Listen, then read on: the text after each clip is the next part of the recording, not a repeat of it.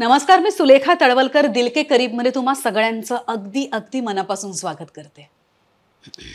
तुम्हाला सगळ्यांना माहितीच आहे, लहान मूल आपल्या आईचं बोट धरतं आणि आपलं पहिलं पाऊल टाकतं, चालायला शिकतं. यांनी सुद्धा तेच केलं.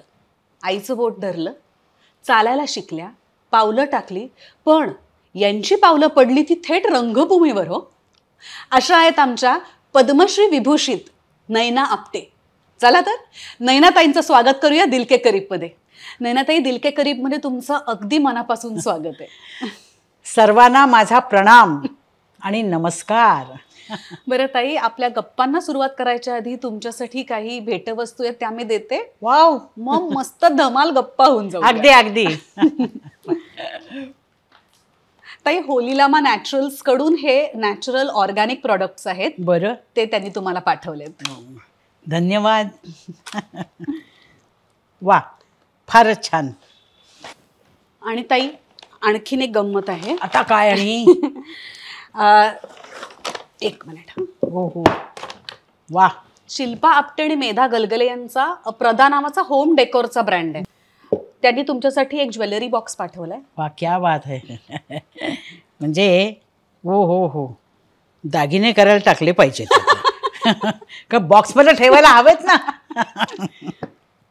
छान, सुंदर. आणि हे जे आपले पॉट्स असतात ना, प्लांटर्स पॉट्स, त्याचं कव्हर आहे. बर, हे तर फारच छान आहे. मला आधी वाटलं अशी टोपी वगैरे आहे की काय, डोक्यावर घालायची.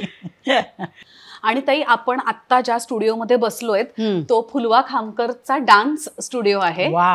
आणि तिने आपल्यासाठी एक मस्तपैकी गिफ्ट पाठवलंय. अरे वा.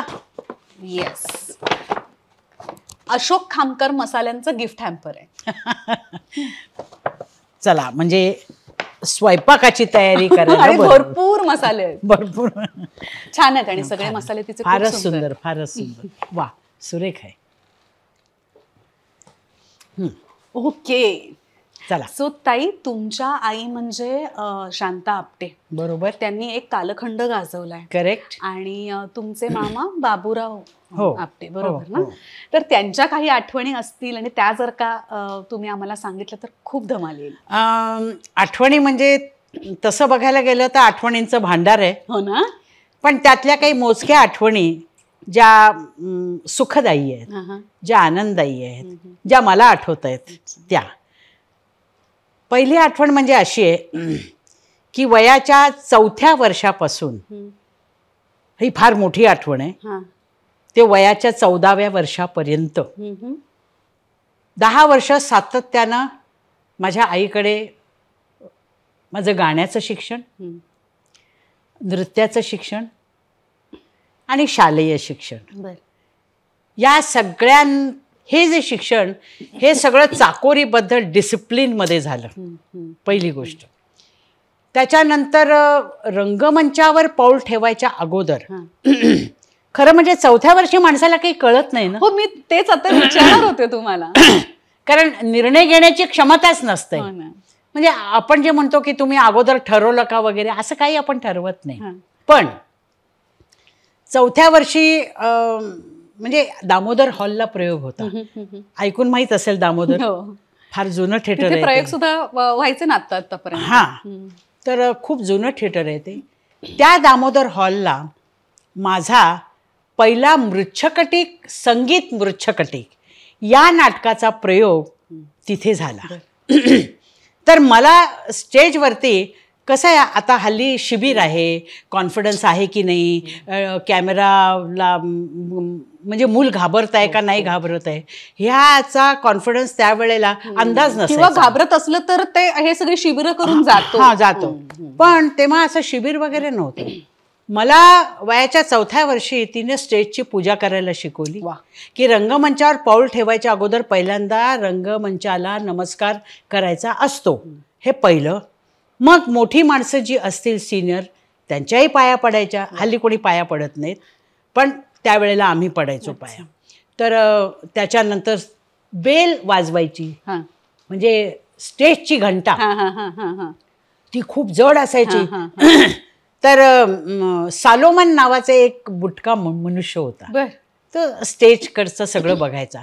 त्यांनी मला स्टेजची बेल वाजवायला शिकवली त्यावेळेला. आणि पुढचे कैक वर्ष आणि कैक नाटकं जसं वर्ष होत गेली आणि मी मोठी होत गेली तसं या सगळ्या गोष्टीचा हळूहळू ज्याला अभ्यास आपण म्हणतो तो नकळत न सांगता होत गेला. आता पूर्वी पडद्यांचं गुंडाळी पडदे म्हणजे आता पडदे टाकतात, पडद्यांची नाटकं असायची, त्याला गुंडाळी पडदे म्हणायचे. म्हणजे कप्पी आणि रश्शी असायची, तर असं ओढलं की पडदा गुंडाळत गुंडाळत वर जायचा. महालाचा पडदा, बागेचा पडदा, जेलखान्याचा पडदा, सेट नव्हता किंवा पडदे असायचे, किंवा पावसाळी पडदा, नदीचा पडदा. तर ते कप्प्या रश्श्या धरून ते पडदे, पहिला सीन संपला की दुसरा सीन सुरू व्हायच्या अगोदर ब्लॅकआउट व्हायचा आणि त्या नाटकातलं असं प्रसिद्ध गाणं नायिकेचं किंवा नायकाचं ऑर्गनवर वाजवलं जायचं मधल्या टप्प्यामध्ये. आणि मग दिवे यायचे आणि मग तो पडदा त्या अंधारामध्ये वरती जायचा की बागेचा पडदा. तर ह्या सगळ्या गोष्टी हे शिबिरात शिकवून येत नाही. बरोबर. पण हे नकळत विंगमध्ये बसून प्रॉम्प्टिंग करणं ही पण एक कला आहे. तर माझी आई माझ्याकडे पुस्तक द्यायची. मी कॉन्व्हेंटची विद्यार्थिनी असल्यामुळे घरी मराठी शिकवायला आमच्याकडे गोखले गुरुजी म्हणून यायचे. त्यामुळे ते खूप व्याकरण वगैरे मारून मारून मला शिकवायचे. म्हणजे मराठीसाठी मी खूप शुद्ध मराठी, स्वच्छ, अस्खलित ज्याला आपण म्हणतो, हे बोलता आलंच पाहिजे असा माझ्या आईचा आग्रह असायचा. आणि त्यामुळे गुरुजींना सांगायचे की ती चुकली की तिला मारायचं. म्हणजे मी विचारणार नाही तिला का मारलं, कारण म्हणजे छडी लागे छमछम, विद्या येई घमघम, असे पूर्वीचे लोक म्हणायचे. हल्ली मुलांना हात नाही लावायचा, लगेच आई बनली केस करतात. पण तेव्हा आम्ही मार खाल्लाय, शाळेचा सुद्धा आणि अशा लोकांचा सुद्धा. प्रॉम्प्टिंग कसं करायचं, प्रॉम्प्टिंग करणं कला आहे, प्रॉम्प्टिंग घेणं पण कला आहे. नटाचा शेवटचा वाक्याचा शब्द संपायच्या अगोदर त्याचं पुढचं वाक्य त्याच्या कानात गेलं पाहिजे, ही प्रॉम्प्टिंगची कला आहे. आणि ती प्रॉम्प्टिंगची कला मला नरहरी साटम नावाचे उत्कृष्ट प्रॉम्प्टर होते, जे बहुतेक सगळ्या जुन्या नाटक कंपनीमधनं वावर असायचं, म्हणजे संगीत नाटकात. तर त्यामुळे त्यांच्या जवळ बसून हे कसं प्रॉम्प्टिंग करतात जरा बघ, ती कला मी आत्मसात केली.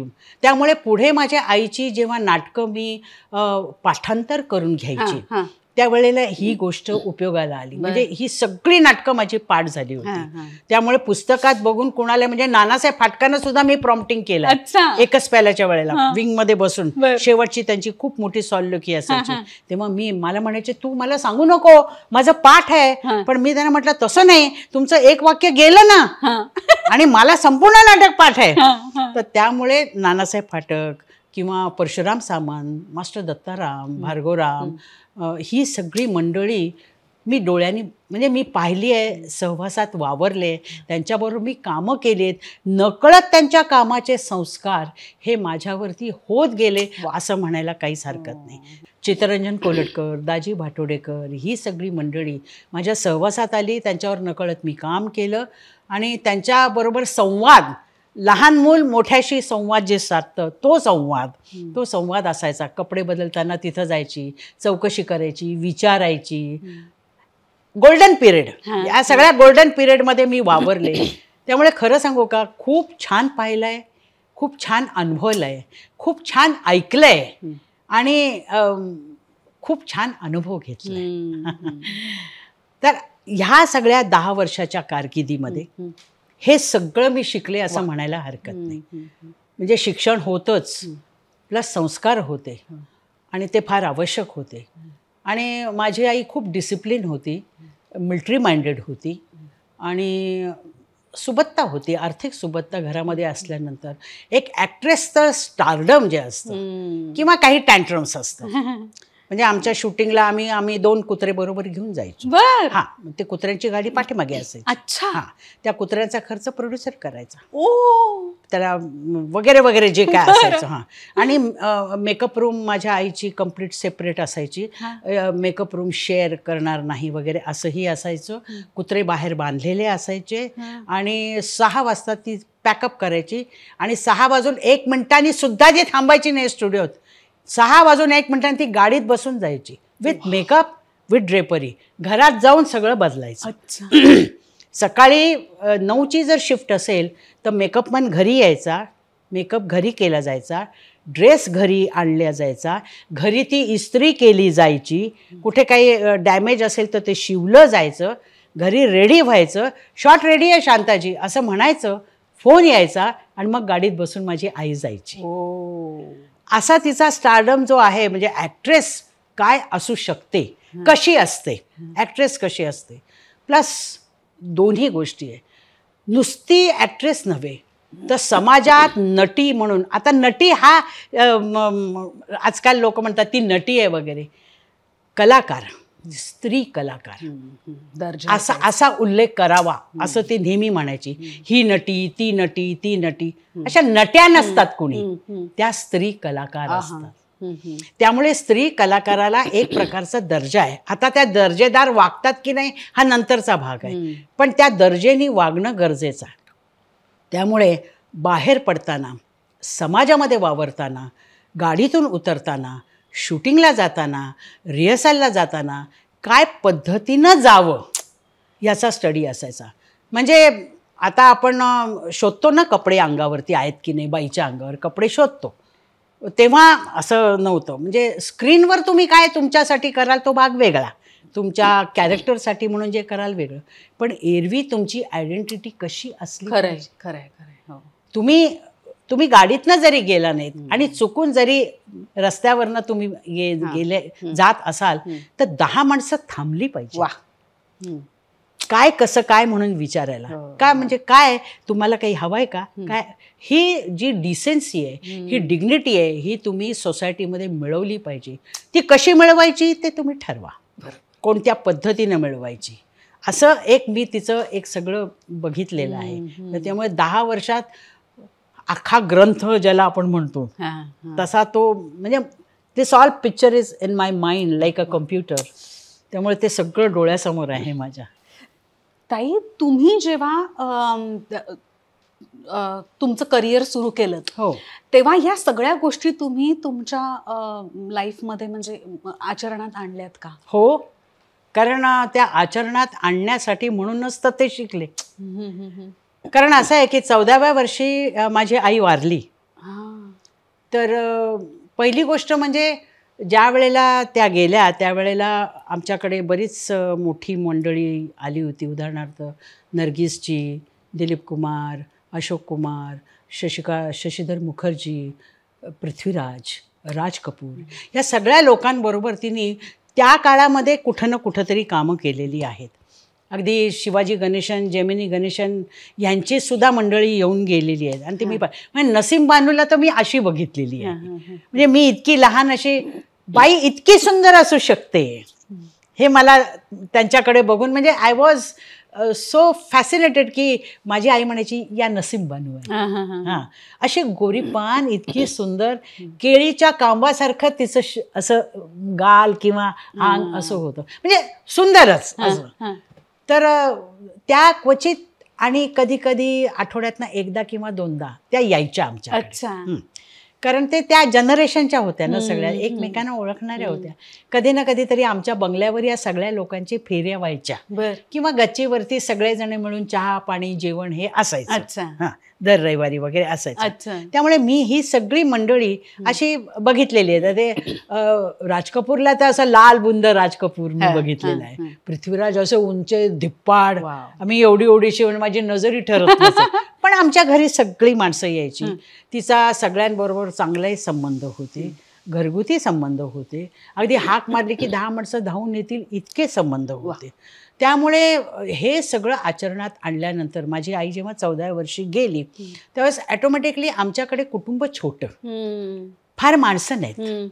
म्हणजे घरं मोठी हा आणि माणसांपेक्षा कुत्री जास्त बरं आमच्याकडे, हा. पण माणसं कमी. याला 2 कारणं होती. एक तर माझ्या आईची आर्थिक सुबत्ता जी होती हा. तिथे तिच्या त्या मिलिटरी स्वभावामुळे हा. फारसं कोणी यायला धजावत नसे. बर नातेवाईक म्हणजे उदाहरणार्थ मामा किंवा मावशा, हे मला 7 मामा आणि 8 मावशा. बर हा सगळे. माझ्या आई शेवटची 17वा नंबर. अच्छा. हा माझ्या आई धरून ते त्यांच्या आई वडिलांना 17 मुलं. हा, हा, हा. हा माझी आई 17वी. बरं हा शेंडेफळ जी जी त्याच्यातनं बाहेर आली. हा, हा. तर बाकी मला मामा मामी आमचे नातेवाईक कुठे आहेत काय आहेत आय डोंट नो, कारण ते सगळे आपापल्या घरी गेले असतील किंवा लांब राहिले असतील किंवा नाही संपर्क. पण काय असायचं की माझ्या आईचा जो एक स्टारडम होता तिथं यायला लोक थोडीशी बिचकायचे, म्हणजे नातेवाईक बिचकायचे. म्हणजे मग ती असेल का घरी, मग घरात नोकर चाकर जास्त आहेत म्हणजे अभि नाही आहे असं कोणी म्हणेल का वगैरे असं. म्हणजे मावशीला सुद्धा असं वाटायचं की जावं का तिच्याकडे. मग ती फोन करून विचार की ताई मी शांताबाई मी येऊ का, मग ये ना तू. आणि दादर बिदरला राहणाऱ्या होत्या मावशा वगैरे. तर ती एक रिलेटिव्समध्ये असणारी जी गॅप आहे ती गॅप होती. फार क्वचित दिवाळी दसरा सण अमुक तमुक असे कोणी बाहेरगावचे नातेवाईक कोणी आले राहिले जेवले खाल्ले जाताना भरभरून घेऊन गेले वगैरे वगैरे असं ते सगळं असायचं. पण कुटुंब लहान असल्यामुळे नंतरच्या काळामध्ये असं झालं की माझी आई गेल्यानंतर जे काही सर्व प्रॉपर्टीची जी काही थोडी बहुत जबाबदारी होती ती नकळत माझ्यावरती त्या एजमध्ये आली. 14 वर्ष 14व्या वर्षी. तर त्यावेळेला आता हे कायदे कानून वकील कोर्ट कचेऱ्या कागद वगैरे एव्हिडन्स हे सगळ्या गोष्टी करायला आमच्या बरोबरीची माणसं होती, पण मला माहिती नाही. त्यामुळे प्रत्येक गोष्ट मला माहिती करून घ्यावी लागली. बँकेचे व्यवहार माहिती करून घ्यावे लागले, कोर्टाचे व्यवहार माहिती करून घ्यावे लागलं, नॉमिनी म्हणजे काय माहिती करून घ्यावं लागलं, वारस म्हणजे काय माहिती करून घ्यावं लागलं, नसेल तर काय, विलपत्र असेल तर काय, विलपत्र नसेल तर काय, आणि सिद्ध करायचं म्हणजे काय, मग कोण. पण विल करून गेल्या होत्या. हां विल करून गेले होते, ते सगळं झालं होतं. पण तुम्ही कोर्टामध्ये एखादी गोष्ट जेव्हा प्रोड्यूस करता तेव्हा माझं वय आणि बाकीच्या सगळ्या याचं त्याचा मेळ कुठे बसे ना. Somebody should come forward. कारण माझं जेव्हा प्रॉपर्टीचं काम जेव्हा चालू होतं तेव्हा आमची प्रॉपर्टी सील झाली होती. हां सील एवढ्यासाठी झाली होती कारण मी पूर्ण नव्हते, 18 वर्ष पूर्ण, त्यामुळे प्रॉपर्टी ही कोर्टाने घेतली होती. पण या प्रॉपर्टी माझ्या हातात मिळण्याकरता म्हणून ज्या लोकांनी श्रम घेतले ते यशवंतराव चव्हाण, वसंतदादा पाटील, शालिनीताई पाटील, राजा गोसावी, रमेश देव, या सगळ्या लोकांनी आपला इन्फ्लुअन्स वापरून दिल्लीला जाऊन किंवा मला पाठवून किंवा यशवंतरावकडे जाऊन ते प्रोबेट काढणं, इस्टेट ड्युटी काढणं, इस्टेट ड्युटी भरणं, हा सगळा प्रकार जो आहे हा मला सगळ्यांची झाली, आर्थिकही मदत झाली आणि त्यातनं बाहेर आणण्याकरता या लोकांनी प्रयत्न केला. तर ही सगळी जी कृपा आहे ती मला असं वाटतं सगळी आमच्या मातोश्रींची कृपा असावी की जी तिने माणसं जोडली. खरंय खरंय. त्यामुळे अच्छा शांताबाईची मुलगी का, अरे मग चला. म्हणजे यशवंतराव म्हणाले की अरे तिचं ते विलपत्र काढा बघा, प्रोबेट काढा कोर्टाचं. इतकं तत्परता कोणी करत नाही. हे एक नाव माझ्या पाठीशी होतं म्हणून त्यातनं बाहेर पडण्याचा जो मार्ग आहे हे काय आहे, हे मार्ग असतात. हे मार्ग कसे तुम्ही वापरायचे हा तुम्हाला आलं पाहिजे. म्हणून लोकांनी तुम्हाला वापरण्यापेक्षा तुम्ही वापरा लोकांना, हे महत्वाचं आहे. मग साधारणतः 15व्या वर्षी मी प्रोफेशनल रंगमंचावर काम करायला लागले. तर माझा पहिला सिनेमा होता वशिला पाहिजे, रामनगरकर, निळू फुले वगैरे, सरला येवलेकर, मी आणि राजा गोसावी, असं मी सेकंड हिरोईन होते त्याच्यात. तर त्याच्यामध्ये कामाला सुरुवात झाली, इकडं सायमल्टेनियसली कॉलेजमध्ये पण शिक्षण सुरू झालं, माझं ग्रॅज्युएशन झालं. त्याच्यानंतर मी असा विचार केला की मी जॉब करू, असा विचार केला. म्हणून लार्सन ट्रुबोमध्ये मी अर्ज केला, BOSC मध्ये अर्ज केला. दोन्हीकडे मी सिलेक्ट झाले. 6 महिन्याचं माझं ट्रेनिंग झालं. इंग्रजी कसं बोलायचं, चालायचं कसं, how to manage the people, how to talk with the people, how to convince the people, ह्या सगळ्या गोष्टीचं माझं शिक्षण मला मिळालं. पण तरी मनाच्या एका कोपऱ्यामध्ये मला असं वाटलं की मी एम आय मेंट फॉर दिस, नाही म्हणजे माझं हे काम नाही आहे, मी काहीतरी वेगळं, अधिक चांगलं, अधिक छान करू शकते.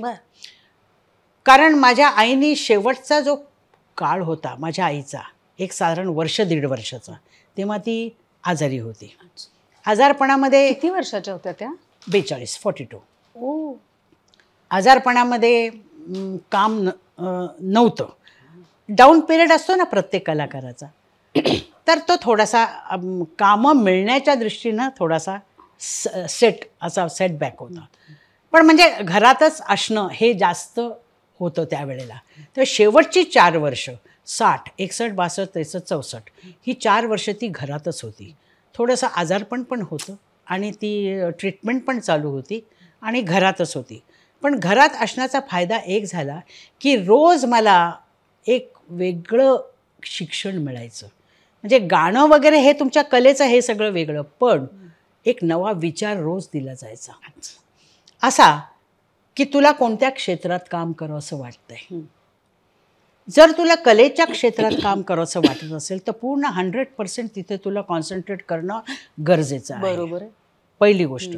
तुला अकॅडमिक लेवलवर काम करायचं असेल तर तुला ग्रॅज्युएशन पूर्ण करून, जॉब करून वगैरे वगैरे आणखीन ॲक्टिव्हिटीज पुढे जाण्याची संधी आहे.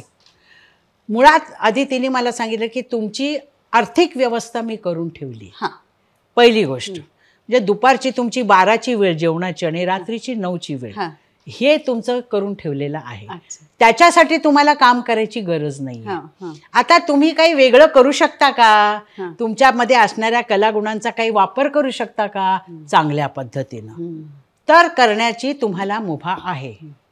पण तो विचार करून तुम्ही पाऊल टाका.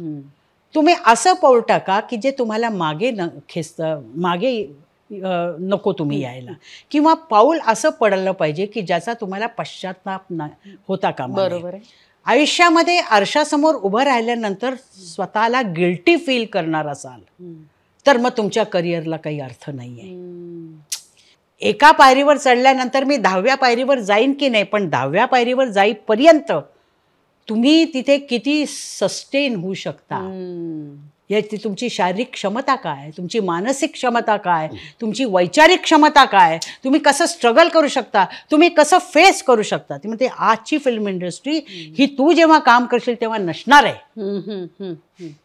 आजच जर असं असेल तर आणखीन 30 वर्षांनी जास्तच असेल. पण ते किती खरं आहे ना, आहे ना. म्हणजे त्यावेळेला तिने आता माझ्या जन्माच्या अगोदर तिने 1942ला तिनं जाऊ मी सिनेमात नावाचं पुस्तक लिहिलं होतं. अच्छा. जाऊ मी सिनेमात. त्याचं आता कुठे मिळत नाही, माझ्याकडे एकच कॉपी आहे. त्या कॉपीमध्ये सुरुवातीपासून शेवटपर्यंत डिस्ट्रीब्युटर, प्रोड्युसर, नट्या, नाटक कंपनी, सिनेमा कंपनी, नवीन येणारे, जुने येणारे, ह्या सगळ्यांचा आलेख तिने त्याच्यात घेतलेला आहे.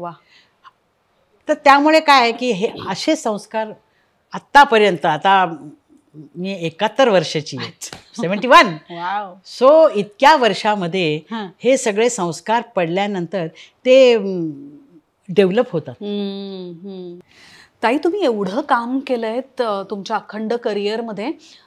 तुम्ही म्हणजे संगीत नाटक ते गद्य नाटक हा पूर्ण काळ तुम्ही अनुभवलाय. हो.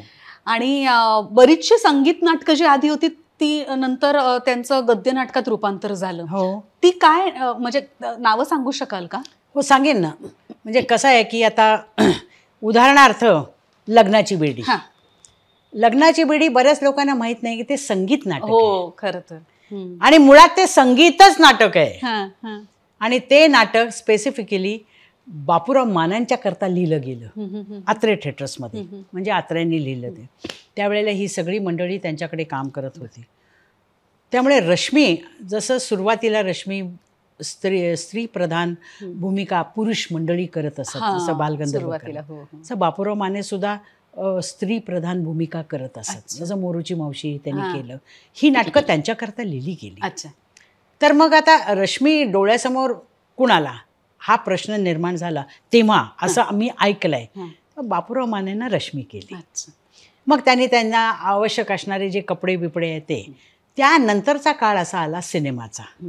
मग सिनेमामध्ये ही सगळी स्टार मंडळी म्हणजे कोण? स्नेहप्रभा प्रधान, शांता आपटे, मीनाक्षी शिरोडकर, म्हणजे आता या शिरोडकर भगिनींच्या आजी, म्हणजे नम्रता शिरोडकर, त्यांची आजी. या सगळ्या सिनेमात पण काम करायच्या, नाटकात पण काम करायच्या, आणि गायिका पण होत्या आणि सुंदर पण होत्या. या सगळ्या व्हरायटीज त्यांच्याकडे. बरोबर. मग त्यानंतरचा काळ असा आला की जेव्हा बालगंधर्वांचा काळ संपला आणि ह्या सगळ्या संगीत नाटकं बंद पडल्याच्या मार्गावर असताना कॉन्ट्रॅक्टरची सिस्टीम सुरू झाली. म्हणजे गोव्याचा कॉन्ट्रॅक्टर, कोकणातला कॉन्ट्रॅक्टर, पश्चिम महाराष्ट्र, हे सगळे कॉन्ट्रॅक्टर. त्यांनी काय करायचं, ही एखादी नावलौकिकाची कलाकार घ्यायची आणि तिला घेऊन संगीत नाटकाचा दौरा करायचा. म्हणजे शांता आपटेला घेतलं आणि संशय कल्लोळचा दौरा केला, मीनाक्षीबाईंना घेतलं आणि समजा स्वयंवरचा दौरा केला, असं त्यावेळेला ते व्हायचं. ती प्रथा अजूनही आहे कॉन्ट्रॅक्ट शो.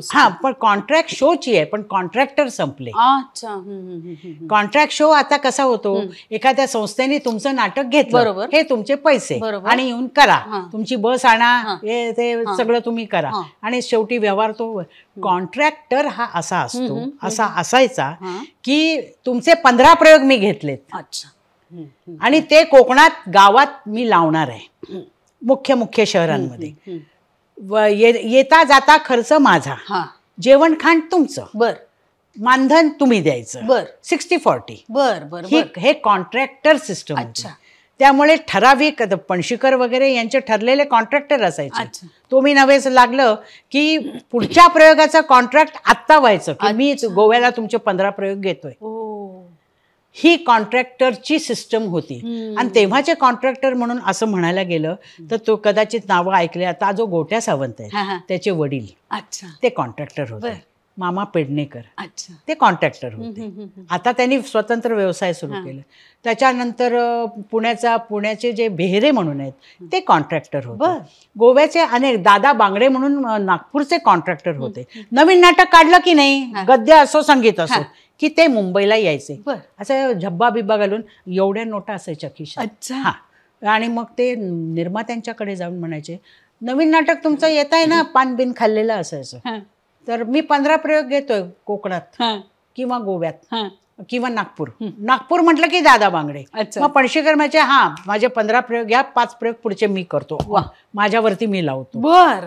त्यामुळे एकदा 1 तारखेला निघालं कोणतंही नाटक की 20 दिवसांनी मुंबईत परत यायचं, असं असायचं. त्यामुळे नंतर ही संगीताची प्रथा बंद झाल्यानंतर काही संगीत नाटकं ही गद्य स्वरूपात निघाली. उदाहरणार्थ का झालं सांगते. लग्नाची बेडी स्टारकास्टमध्ये करायचं असा विचार डोक्यात आल्यानंतर स्टारकास्टमध्ये कोण, मग त्यावेळेला रमेश देव, सीमा, पद्मा चव्हाण, कान्होपात्राबाई त्या गायच्या, प्रसाद सावगार गायचे, पंडितराव नगरकर हे मागच्या जनरेशनचे, ते पण जुन्या नाटकातनं करायचे. म्हणजे माझी आई रश्मी करायची तेव्हा ते पंडितराव नगरकर वगैरे तेव्हा असायचे. त्यावेळेला संगीत व्हायचं लग्नाची बेडी माझ्या आईच्या वेळेला. पुढचा काळ असा होता की गाणं कोणाला येत नव्हतं आणि ऑडियन्स, संगीत नाटकाचा स्पेसिफिक ऑडियन्स जो आहे तो ती जनरेशन कमी व्हायला लागली होती आणि त्यामुळे काही नवीन ट्रॅक म्युझिक यायला सुरुवात झाली की गद्य नाटक, संगीत नाटकच, गद्यच आहे बोलायचं, पण लिपसिंग करायचं, पण ट्रॅक आणायचा आणि लिपसिंग करायचं. ही नवीन पद्धत सुरू झाली. ते जरा भावलं लोकांना. आणि त्या पद्धतीचं नाटक मी श्री तशी सौ ते मी पण केलेलं आहे. म्हणजे माझ्याच आवाजात ट्रॅक तो रेकॉर्ड केलाय आणि स्टेजवरती मी लिपसिंग दिलेली आहे किंवा नुसतं मधलं म्युझिक दिलंय आणि मग मधलं जे ते मी लाईव्ह गायलेलं आहे. असा प्रकारचा तो भावला लोकांना. तसं मग काय झालं, मग काय करायचं, मग नको पेटी, तबला, व्हायोलिन आणि आतमध्ये एक पायपेटी असायची, सुराची पेटी म्हणायची त्याला. नट समोर गायला लागला की त्याला सूर मिळाला पाहिजे, तर तो सुराची पेटी असायची, पायपेटी असायची. अगदी अण्णा पेंढारकरांच्या आमच्या संगीत नाटकात पण असायचं की गाणं सुरू व्हायच्या अगोदर आतमध्ये बसलेला जो माणूस असायचा तो काळी 5, काळी 2, कुठल्या सुरात आहे, नैनामींचं गाणं कुठल्या सूर, काळी 5, माझं वाक्य संपायच्या आत सूर मला मिळाला पाहिजे की गाणं सुरू. पण नंतर गाणं येई नको, गाणं येत नव्हतं. पद्माबाईंना गाणं येत नव्हतं. सीमा म्हणाली मी काय गात नाही. आणि लग्नाच्या बेडीमध्ये सगळ्या स्त्री कलाकारांना गाणी आहेत. त्यातली फक्त नंतर उरली कोण गाणारी, अरुणा नावाचं जे पात्र होतं कॅरेक्टर ते फक्त उरलं. मग त्याच्याकरता कानोपात्राबाईनं कोल्हापूरवरनं बोलवावं लागायचं कारण ते अरुणा करायचं. पुढे आता एका याच्यासाठी बोलवा, हे सगळी 3-4 मंडळी बोलवा, ते खर्च परवडेना. मग गद्य करा. त्यामुळे मग गाणं त्याच्यातनं संपलं. मग कुठेतरी ट्रॅक म्युझिक मागे लावायचं किंवा मराठी चित्रपटातलं गाणं लावायचं, ओवाळी ते वगैरे, असं सुरुवात नाटकाची, नवऱ्याला ओवाळते, असं काहीतरी करायचं, नाटक सुरू करायचं. पण त्यावेळेला कसं होतं की नाटक ॲज सच न राहता ते स्टारचं नाटक झालं. म्हणजे लोक रमेश देवला बघायला यायचे, राजा गोसावीला बघायला यायचे, अत्र्यांचं नाटक बघायला कोण यायचं. अत्र्यांचं जे लेखन आहे, अत्र्यांचं जे नाटक आहे, तो बघायला येणारा जो ऑडियन्स आहे तो आल्यानंतर अत्र्यांचं नाटक ऐकायचं, आपण बघायचं नटांचं काम. त्यामुळे मग हे स्टार सिस्टीम सुरू झाली. आणि नॅचरली मग तो नाटकावरती असा परिणाम झाला की 2 तासांमध्ये किंवा 3 तासामध्ये नाटकाचा इम्पॅक्ट बाहेर यायच्या ऐवजी नाटक 4.25 तास व्हायला लागलं, ज्याची गरज नव्हती. पण कसं असायचं की शरदराव, राजा गोसावी, रमेश देव हे बोलला की मी बोलणार, ते बोलला की मी बोलणार. Counter action, counter question, counter action, counter question. स्क्रिप्टच्या बाहेरचं म्हणजे माझं वाक्य सुरू व्हायच्या नंतर जेव्हा तुमचं वाक्य येतं त्याच्यामध्ये 4 माझी वाक्य असतात, 4 तुमची वाक्य असतात, काउंटर वाक्य असतात. म्हणजे तो स्पॅन कसा वाढतो बघा. ते असतात चांगलंच, लोक हसतातच, लोकांना आवडायला सुद्धा लागलं ते. लोकांना आवडायला लागलं. पण मग नाटकाची गंमत जायला लागली. मग हळूहळू ही जनरेशन जेव्हा संपली तेव्हा नवीन जनरेशनमध्ये लग्नाची बेडी केलं, संजय मोने वगैरे वगैरे या सगळ्या नवीन त्यांनी ते बांधेसूद केला. पण त्या बघितलेल्या लोकांनी ही मजा येईना. असं आहे की नाटक प्रेझेंटेशन ऑफ द प्ले आणि नाटक करणं आणि नाटक सादर करणं आणि नाटक लोकांच्या मनापर्यंत पोचवणं, ह्या 3 गोष्टी वेगळ्या वेगळ्या झाल्या. नवीन ते सिरियलमध्ये काम करणारे मोठमोठे नट जेव्हा काम करायचे लग्नाच्या बेडीमध्ये तेव्हा लोक त्यांचं काम बघायला यायचे. पण असं व्हायचं की वोकल जे असायचं, गद्य बोलण्याकरता लागणारा आवाजाचा जो एक फोकस, साधारणतः माझी आई म्हणायची की नाटकामध्ये बोलताना तुमच्या आवाजाचा फोकस पाहिजे, गाताना पण आवाजाचा फोकस पाहिजे. गाण्याला सूर आहे, बोलणारा पण सूर आहे. सूर पकडून तुम्ही बोला. समोरच्या माणसावर तुमचा इम्पॅक्ट व्हायला हवा असेल तर तो सूर जो आहे बोलण्याचा तो पकडून बोला की तो परिणाम होतो. अशी पूर्वीची नाटकं ही अशीच होती. म्हणजे कसं दाखवा ना. म्हणजे आता समजा आपण हे असं म्हटलं की अरे वा, पंचपतिव्रतांच्या यादीत आता तुझं नाव घालायला काहीच हरकत नाही. हा यामिनी, नवऱ्याला ओवाळतेस चक्क. आणि काय ग, दिवसभर तुझा नवरा पेशंटच्या मागे फिरत असतो, मग तू काय घरात बसून त्याचे काही गळपट्टे विणतेस का त्याच्या विजारीला ठिगळं लावतेस, काय करतेस काय? वा वा वा वा. अशा पद्धतीचं आता लग्नाच्या वेळीमध्ये ही जे स्त्री कलाकार आहे ह्याचे तुम्ही बघा 4 वुमन बायकांचे सिम्बॉल आहेत. हा. बघा रश्मी कशी आहे, ती नटी आहे, पण शेवटी ती काय म्हणते की मला तुमच्या लोकांचा कधीच मोह नव्हता. आपल्या लोकांना ज्यांच्या घरी ती उतरते ती सांगते की कांचन, यामिनी मला तुझा कांचन नको, आणि अरुणा मला तुझा परागी नको.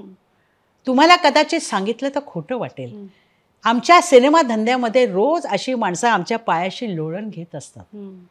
अशा माणसांबद्दल मला आदर वाटणं कधीही शक्य नाही. जरा स्पष्ट बोलते, राग येऊ देऊ नका, पण मोहाला आणि वासनेला कधीच मर्यादा नसते.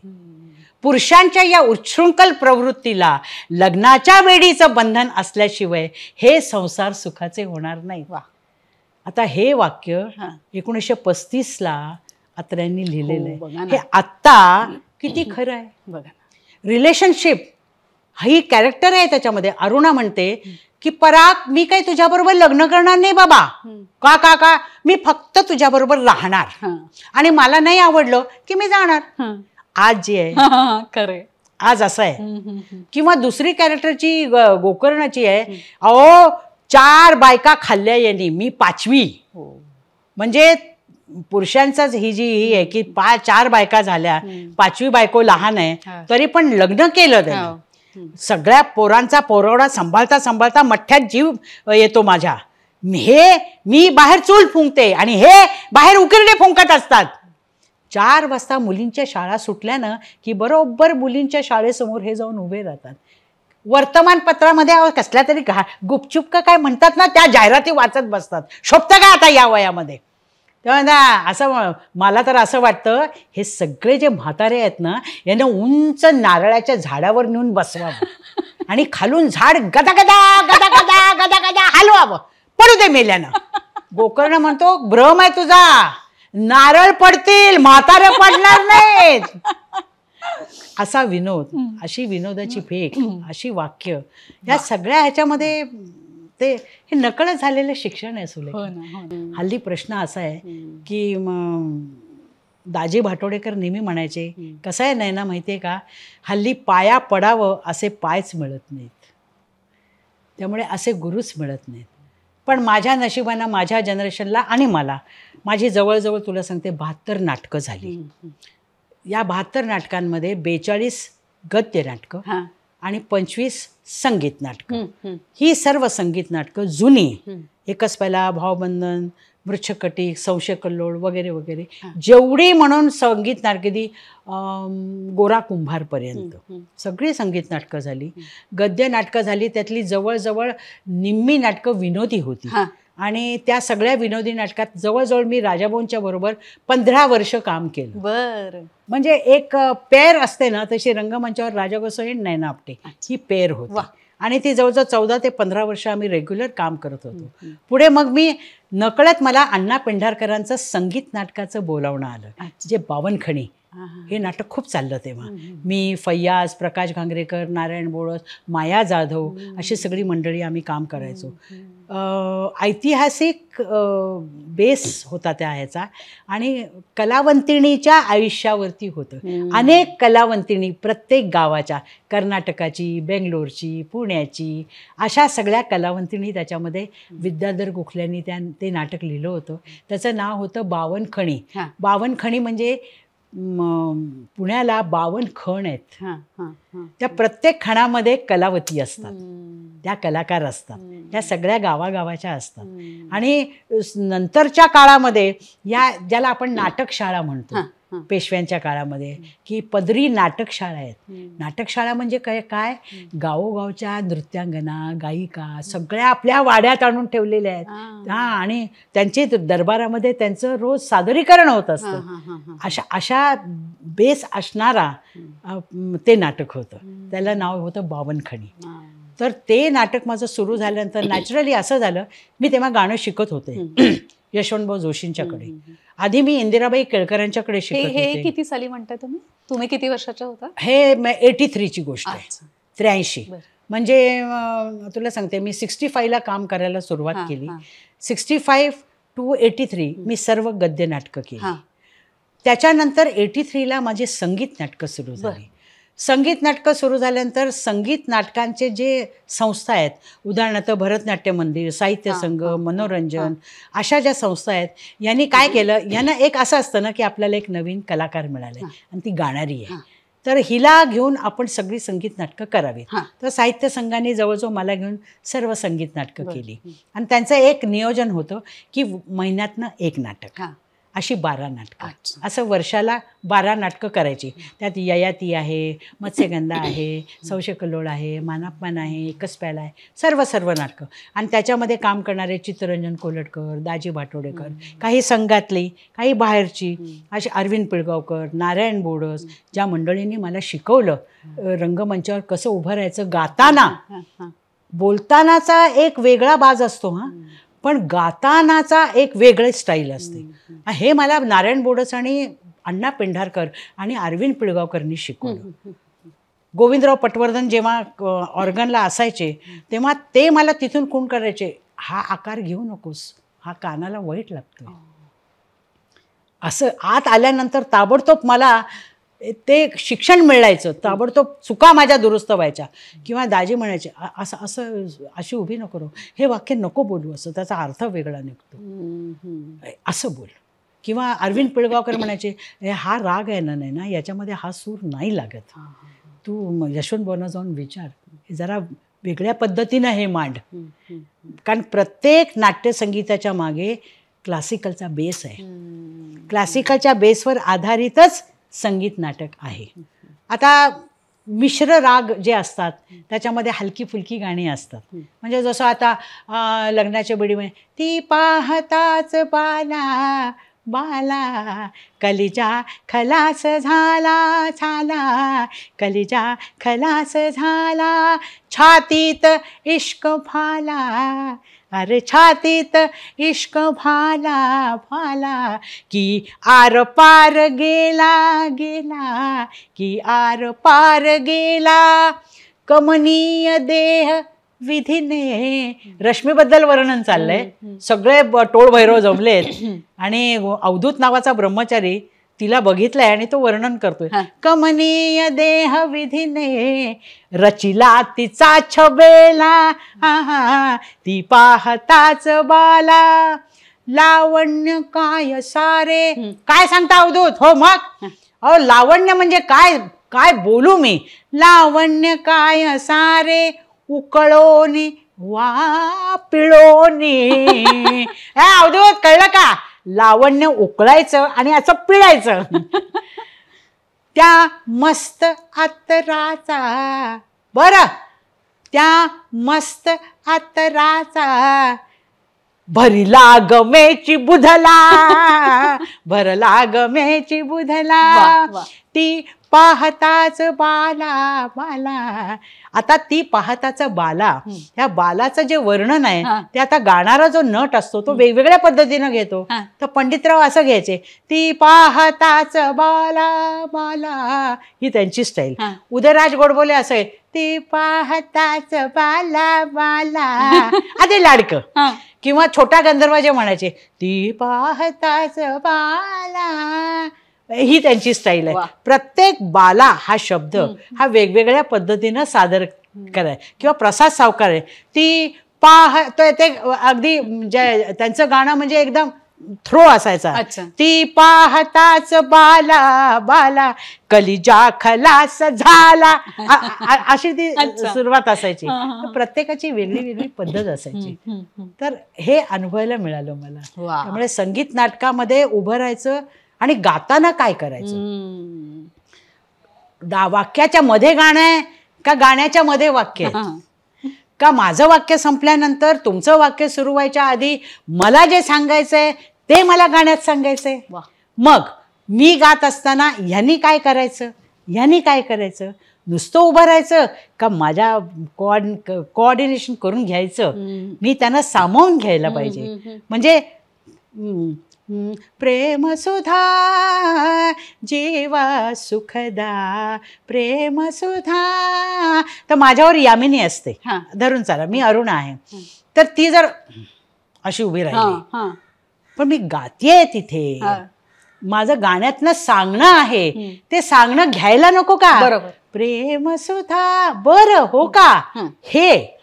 हे मध्ये जे ऍडलिप्स आहेत, प्रेम सुधा जीवा सुखदा. मग ही हरकत घेतल्यानंतर माझ्या बरोबर जे असेल ते वा फारच छान हे म्हटलं पाहिजे. बरोबर. म्हणजे मग लोकांना ते वा वा असं लोक म्हणतात. खरं खरं खरं. ही त्यातली गंमत आहे. संगीत नाटकाची, संगीत गाण्याची ही गंमत आहे. हलकी फुलकी गाणी. पण आता ती जी जड गाणी असतात, म्हणजे उदाहरणार्थ नाथ हा माझा ही खला, नाथ हा माझा ही खला. आता या शब्दाचा अर्थही माहित नाही. नाथ हा माझा मोही खला. खला म्हणजे खलनायक, विलन. स्वयंवरमध्ये रुक्मिणी ही स्वतःला म्हणते माझा नाथ म्हणजे माझा कृष्ण हा माझ्या भावाला आणि शिशुपालाला असं मनगटाला धरून तो आणतोय. हा मोही खला म्हणजे विलनला सुद्धा प्रेमात पाडेल असा तो माझा कृष्ण, ज्याला मी वरतीये असा तो माझा सखा. नाथ हा, आता नाथ हा तो माझा नाथ आहे. नाथ हा नाथ हा शब्द म्हणताना त्याच्या पाठीमागे असणारी प्रेमाची भावना, रुक्मिणीचा विचार आणि रुक्मिणी असणं. नैना आपटे रुक्मिणी करते नाही, नैना आपटे आहे, पण मी रुक्मिणी करते तेव्हा मी रुक्मिणी आहे ना. मी पुराण काळात मला ते गेलं पाहिजे. नाथ हा, नाथ हा जो नाथाला जे एक वर्णन आहे, माझा मोही. आता मोही खला हे दोन वेगळे शब्द आहेत. त्यामुळे संगीत नाटकात गाताना हे लक्षात ठेवावं लागतं. बऱ्याच वेळेला अशी चूक होते, नाथ हा माझा ही खला, मो वेगळा जातो, ही खला वेगळं जातं. लोकांच्या लक्षात येत नाही, पण गाणाऱ्याच्या लक्षात आलं पाहिजे. मग तो जेव्हा जिथं शिकतो, ज्यांच्याबरोबर तालीम करतो, जे त्यांची तालीम करून घेतात, हल्ली नाही मिळत कुणी असं तर, पण आम्हाला मिळाले. ह्या गोष्टी लक्षात आणून दिल्या पाहिजे. किंवा संशय कल्लोळमध्ये नेहमीच अशी चूक होते, कर हा करी धरिला शुभांगी. कर हा करी धरिला शुभांगी. सुदिनी रमा कांता समोरी. आता सुदिनी रमा कांता समोरी. रमा कांता हा एक शब्द आहे. सुदिनी रमा कांता समोरी. कर हा करी धरिला शुभांगी. आता धरिला वेगळं म्हणायचं आणि शुभांगी वेगळं म्हणायचं, त्यामुळे कानाला ते वेगळं लागतं. हे जोड शब्द जे असतात ते गायकांनी नेहमी लक्ष ठेवून गावं लागतं, नाहीतर त्याच्यामध्ये विनोद तयार होतो. बरोबर. आणि कधी कधी काय असतं की तो उच्च दर्जाचा विनोद न होता थोडासा मग तो खालच्या पातळीवरती, म्हणजे कुठंतरी आपण सोडून देतो ते वाक्य किंवा कुठंतरी शब्द सोडतो, तर ते नाही होता. मला एक आठवतं, एक गंमत सांगते. कोकणामध्ये मी गेलो होते चिपळूणला. आमचा सौभद्राचा प्रयोग होता. मी आणि नारायण बोडस आणि अरविंद पळगावकर असं आणि चंद्रकांत कोळी असं कास्टिंग होतं. हाऊसफुल शो होता. पण एक दोन असतात त्यातले वेगळे काहीतरी. तर ते जे गाणं आहे की अर्जुन, मी ओळखते की अगोबाई तुम्ही अर्जुन असं म्हणते, आणि ते विचारतात, अर्जुन विचारतो की तुझ्या मनात असं कोण आहे की ज्याच्याबद्दल तुला प्रेम आहे. आणि मग सुभद्रा सांगते, पांडुनृपती जनक जया माता कुंती यदुतनया. पांडुनृपती जनक जया. पांडू नृपती म्हणजे पांडवांचा जो नृपती, जनक जया, जनक म्हणजे वडील, माता कुंती यदुतनया. आई कोण? कुंती. अर्जुनाची आई कोण? कुंती. ते गाण्यात आलं. धर्म भीम माधव जया. धर्म भीम हे बंधू. पांडुनृपती जनक जया. पांडुनृप. आता कसं होतं, गाण्याचं टेक्स्ट कमी असलं ना की गाण्याचं टेक्स्ट वाढवतात बरेच वेळा. पांडुनृपती अहो पांडुनृपती असं आपण म्हणतो. एक माणूस आहे, कितने बार पांडुनृपती, कितने बार पांडुकुमारा, त्याच्यामध्ये एक वाक्य होतं, पांडुकुमारा पार्थ नरवरा, हे एक गाणं होतं. पांडुकुमारा पार्थ नरवरा राखा वचनाला. म्हणजे आता मी तुमच्यावर वाट बघते. पांडुकुमारा म्हणजे पांडवांचा पुत्र, राखा वचनाला, राखा वचनाला पांडुकुमारा पांडुकुमारा. तर 3-4 वेळा म्हटल्यानंतर कितने बार पांडुकुमारा, 4 बार मारा, 5 बार मारा, बस हो गया अभी. अशी काही माणसं असतात. पण अशी असतात. हे बदललेल्या जनरेशनचं एक हे आहे. त्यांना कळत नाही, त्यांना अर्थ कळत नाही, त्यांना भाषा कळत नाही, त्यांनी नाटकं बघितली नाही, त्यांना मराठी कळत नाही, त्यांना गाण्यातलेही अर्थ कळत नाही. त्यावेळेला असं होतं की गायकाची रंगमंचावर पंचायत होते. मग अशा वेळेला असं होतं की मग चला आवरा. हे आवरा याच्यामध्ये संगीत नाटकं संपली. खरं सांगायचं की आवरा.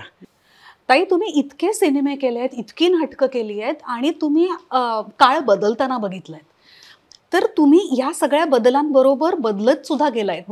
पण हे सगळं करताना त्रास झाला का तुम्हाला? नाही, त्रास झाला म्हणजे विचार केला तर त्रास होतो, विचारच नाही केला त्रास नाही होत. म्हणजे सांगते कसं आहे की आत्ता मी एक नाटक करत होते आनंद मसवेकरांचं, सोनेच्या राशीला सासू. रंगमंचाची अट नाही असं ते नाटक आहे. 2 खुर्च्या 1 टेबल. हां. आणि 12 राशीच्या 12 सुना. तर मी आणि पुण्याची आमची योगिनी होती, जी तुमच्या सिरियलमध्येच कामं करते, ती आणि मी, असे 2 जण आणि अजून एक सोमन म्हणून होते. आम्ही 12 भूमिका करायचो. ड्रेपरी चेंज नाही, फक्त ती सून माझी दाखवली, तिची फक्त ओढणी चेंज. आणि मी 12 सासू. वेगळे वेगळे आवाज, वेगळे वेगळे स्वभाव, असं आम्ही सादर करायचो. 300-350 प्रयोग झाले आमचे. आता या करोनामध्ये आम्ही बंद केलं, कारण शक्य नाही गर्दीमध्ये करणं. मसवेकर नेहमी म्हणायचे, कसं होतं नाटक सुरू झालं, सखीमंचे प्रयोग म्हणजे बायकांची ही गर्दी, तुडुंब तुडुंब गर्दी, बाहेर रांग लागते नुसती. तर ते एवढ्या गर्दीमध्ये मला एक असं जाणवलं की लोकांना नाटक कसं बघावं हे आता शिकवायची गरज आहे. या 10 वर्षाच्या कारकिर्दीमध्ये बेबनशाहीसारखं किंवा आग्र्याहून सुटकासारखं किंवा ओशाळला मृत्यूसारखं नाटक रंगमंचावर चालू असताना पहिल्या खुर्चीवरती पाय असे ताणून, मोबाईल कानात घेऊन, हां काय दादर स्टेशनला येतो ना, असं बोलतात. समोरचा कलाकार हा जीव तोडून काम करत असतो, त्याचा रिस्पेक्ट ठेवत नाहीत. त्याला काय वाटेल हे विचार करत नाही. कितीतरी प्रतियश कलाकार दुखवतात आणि त्यांना नाटक थांबवून सांगावं लागतं, झाला का तुमचा फोन? झाला असेल तर मी पुढचं बोलतो. ही चूक काय आहे मला माहीत नाही. ही मानसिकता माणसाची बदलली एवढं मला माहिती आहे. तर म्हणून ते जे पुस्तक माझ्या आईने लिहिलं आहे त्याच्यामध्ये तेव्हासुद्धा तिनं उल्लेख केला आहे की या सगळ्या गोष्टीचं ते शिक्षण द्यायची गरज आहे. नाटक कसं बघावं, तसंच नटांना काम कसं करावं, काम किती करावं, काम कुठे करावं आणि कशा पद्धतीनं करावं, काम कसं स्वीकारावं, ह्या सगळ्या नॉर्म्स आहेत. हे नॉर्म्स आहेत कलाकाराचे.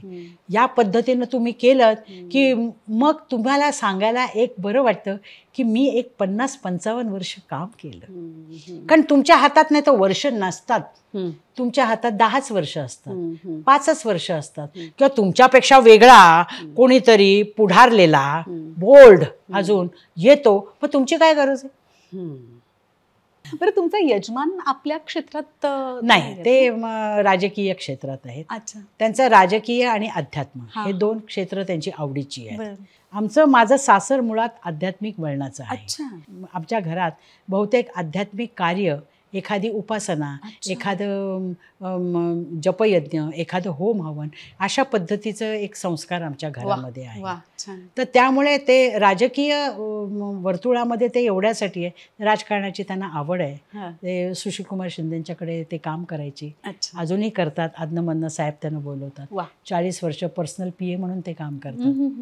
आणि आता रिटायर जरी झालेले असले तरी आदनमधनं त्यांची हजेरी तिकडे असते, कारण बोलवून घेतात काही असं काम असेल तर. आणि इतर काही राजकीय काही काम असेल तर ते पण ते करण्याच्या ह्याच्यात ही कीप्स हिमसेल्फ बिझी. आणि स्पिरिच्युअल क्षेत्र त्यांचं खूप वाढलेलं आहे. त्यामुळे कल्याणला आमचं घर आहे आणि कल्याणला आमचं खूप मोठं काम उभं आहे. तिथं आम्ही शनी उपासना करतो आणि तिथं आम्ही दर शनिवारी यज्ञ करतो, हवन करतो, होम करतो. तर ही उपासना चालू असते दर शनिवारी. त्यामुळे माणसं जोडली जातात, घरं जोडली जातात आणि लोकांना मनशांतीसाठी आता इथून पुढे दुसरं काय सांगायचं लोकांना, की एवढ्या सगळ्या ह्याच्यामध्ये जेवढं लोकांना शांत करता येईल, चांगला मार्ग दाखवता येईल, जर आपल्याला शक्य आहे तर तो आपण दाखवावा असं त्यांना वाटतं. माझा मुलगा हा ॲडव्होकेट आहे. अरे वा. तो हायकोर्टात प्रॅक्टिस करतो.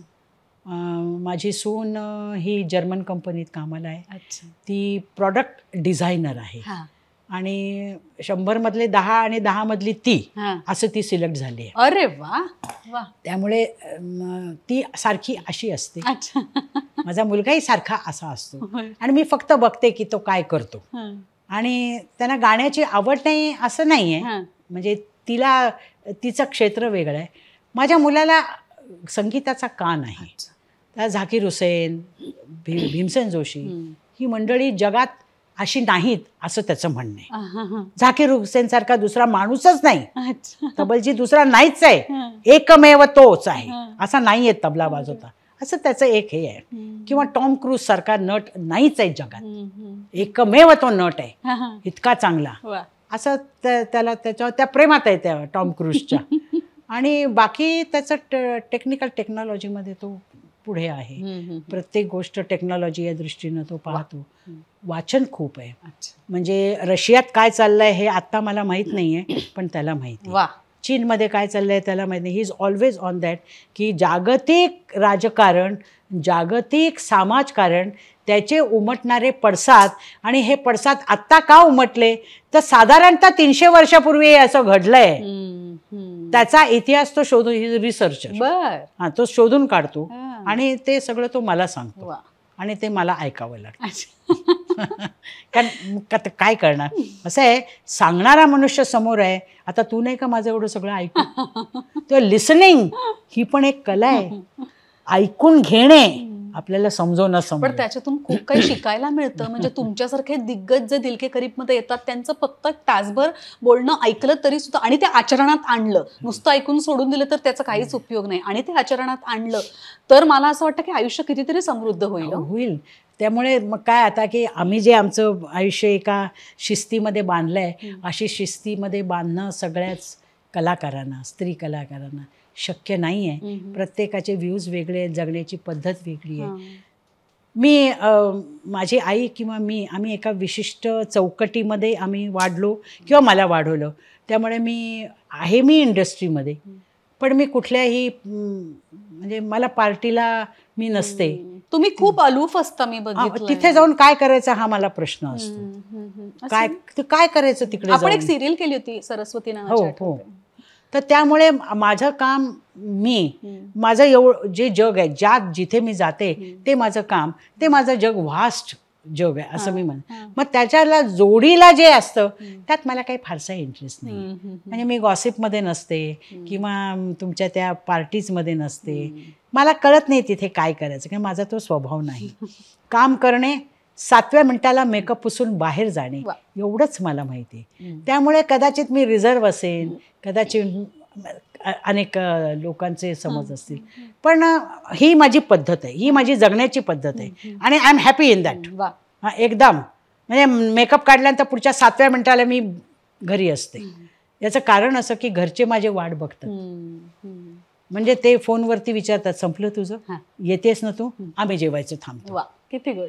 तर म्हणजे हे जे कनेक्शन आहे, तुमचा व्यवसाय, तुमचं घर, तुमचं कुटुंब हे जर तुम्ही एका साखळीमध्ये जर बांधून ठेवलं स्त्री म्हणून, तर ते फार उपयोगाचं आहे.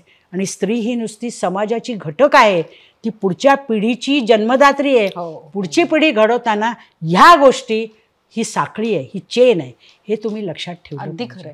तर कुटुंब ज्याला आपण म्हणतो ते आता विखुरलेली आहेत, पण जर तुम्हाला तुमचं कुटुंब धरून ठेवायचं असेल तर तुम्हाला या गोष्टी आचरणात आणाव्या लागतील. म्हणजे माझ्या घरच्या लोकांना विश्वास आहे की अच्छा नैनाचा 10ला पॅकअप झालाय, 10:45 ती घरात येणार, हे इतकं माहिती आहे. आणि मी इतकं पाळलंय, कारण या सगळ्या माझ्या घरच्या मंडळींनी, सासरच्या मंडळींनी मला इतकं बूस्टिंग दिलेलं आहे, इतकं मला या गोष्टीत मला मदत केलेली आहे. स्वतः त्यांनी सगळ्या, म्हणजे माझा मुलगासुद्धा, मी शूटिंगला जायची तेव्हा तो वाट बघत असायचा की मम्मा आता येईल, पण त्यांनी हे माहिती होतं की माझ्या आईला काम आहे. हे सगळं अंतर्मुख होऊन सहन करणं, माणसाला ॲब्सॉर्व करून घेणं. माझ्या सासूबाईंनी सुद्धा मला ॲब्सॉर्व करून घेतलं. अच्छा नैनाचे 4 प्रयोग आहेत का, बरं काय जेवायला येणार आहे काय, ठीक आहे, कोणतीही अपेक्षा न ठेवता. माझे पतीसुद्धा, माझा मुलगासुद्धा मी यायच्या अगोदर माझ्याकरता जेवण गरम करून ठेवतात. हे असणारं प्रेम आहे. म्हणजे मला काही नसेल तर मी त्यांचं करतेच, त्याबद्दल प्रश्नच नसतो. ते म्हणतात तू आमचं करतेसच, तुझं कधी आम्ही करणार, जेव्हा तू येशील तेव्हा तुला का हे करावं लागावं, मग आम्ही आहोत ना. हे बांधून ठेवणं जे हे स्त्रीनी करावं असं मला वाटतं. जर तुम्ही स्त्री म्हणून जगत असाल तर, स्त्री म्हणजे नुसतं स्त्रीचं शरीर म्हणजे स्त्री नव्हे, तुमच्या आतलं स्त्रीत्व हे तुम्ही जपलं पाहिजे. आणि या पद्धतीनं जर तुम्ही केलात तर ॲज अ वुमन म्हणून तुमची आयडेंटिटी समाजामध्ये चांगली राहील. 100 जणांना तुम्ही आयडल म्हणून नसाल, 5 जणी तरी तुमचं बघून नीट वागतील, बस झालं. तेवढंच आपलं कॉन्ट्रीब्युशन समाजामध्ये खूप झालं. ताई तुम्ही एवढ्या भूमिका केल्या सगळ्या माध्यमातून, तुमची आवडती भूमिका कोणती? नाटकातली कोणती? सगळ्यात आवडती भूमिका जी मला करायला अवघड जाईल असं माझ्या बरोबरीच्या लोकांना वाटलं ते म्हणजे एकच प्याल्यातली सिंधू. म्हणजे मी जेव्हा करायला सुरुवात केली तेव्हा इंडस्ट्रीतल्या लोकांनी सांगितले ते विनोदी काम करणारी बाई आहे, ही काय सिंधू करणार. तर चित्तरंजन कोलटकर म्हणाले की तुम्हाला फक्त एक बाजू माहिती आहे, तुम्हाला दुसरी बाजू माहित नाहीये. आणि त्यांनी माझ्याकडनं काम करून घेतल्यानंतर मग हीच मंडळी म्हणाले एक वेगळी सिंधू आम्हाला बघायला मिळाली. म्हणजे सिंधू अशी आहेच, गडकऱ्यांनी ती अशी लिहिली असेल, पण सादरीकरण सिंधूचं हे असं असू शकतं हे नैनाबाईंनी काम केल्यानंतर आम्हाला कळलं. ते मला खूप आवडलं. आणि मला दुसरी माझी आवडती भूमिका म्हणजे देवयानी, ययातीमधली, की ती जी भूमिका आहे ती विलन नाही आहे, ती वाईट पण नाही आहे, पण स्त्रीचे जे कंगोरे आहेत, पडसाद आहेत, ते सगळे त्या कॅरेक्टरमध्ये आहेत. म्हणजे वेळी प्रसंगी ती विलन असते, ती कोणत्याही थराला जाऊ शकते. म्हणजे स्त्री कोणत्या कोणत्या थराला जाते ह्याचे सगळे कंगोरे त्या कॅरेक्टरमध्ये आहेत. ती प्रेमिका आहे, ती जीव लावते पण प्रसंगी जीव घेते. म्हणजे शेवटच्या सीनमध्ये जेव्हा तिचा नवरा सांगतो की ती म्हणते की असं तुम्ही माझ्यावर असं वागणार आहात तर मग मी तुम्हाला शाप देते की तुम्ही वृद्ध व्हाल. म्हणजे आपल्याला मिळालेल्या पॉवरचा उपयोग एखादी स्त्री कसा करू शकते हे पडसाद त्याच्यामध्ये आहेत. आणि हे आजकाल आपण बघतो. काय म्हणायचं तू? मला काय म्हणायचं नाही, मी सगळं ऍब्झॉर्ब करते. म्हणजे एखादा स्पंज असतो ना, स्पंज कसं सगळं ऍब्झॉर्ब करेल, ग्रास करेल, हे मला इतकं ते ऐकून आणि छान वाटतंय, बरं वाटतंय, खूप काही शिकायला सुद्धा मिळालं इतका वेळ. खरंच मला असं वाटतं की विचारांनी मी समृद्ध झाले आता. क्या बात आहे. ते तुमच्याबरोबर बोलून खरंच खूप बरं वाटलं. थँक्यू. जाता जाता जर का 4 ओळी ऐकायला मिळाल्या तुमच्या नाट्य संगीताच्या तर खरंच खूप मजा येईल, हो की नाही? अगदी. तर मम आत्मा गमला मम आत्मा गमला नकळत नवळत हृदय तळमळत भेटाया जा देहा मम आत्मा गमला मम आत्मा गमला मम आत्मा गमला मम आत्मा मम आत्मा मम आत्मा गमला. वा वा, धन्यवाद. धन्यवाद, थँक्यू सो मच. असं नाही आहे की पाया पडण्यासारखे पाय उरलेले नाही आहेत. जोपर्यंत आपल्याकडे एवढे दिग्गज कलाकार आहेत तोपर्यंत मला असं वाटतंय की त्यांच्याशी आपण बोलायला हवं, त्यांना काय सांगायचं आहे आपल्याला ते ऐकायला हवं आणि त्याच्यातून खूप काही शिकून सुद्धा घ्यायला हवं. सो आजचा एपिसोड तुम्हाला सगळ्यांना नक्की आवडला असेल. ऑलवेज रहा दिल के करीब. Thank you so much.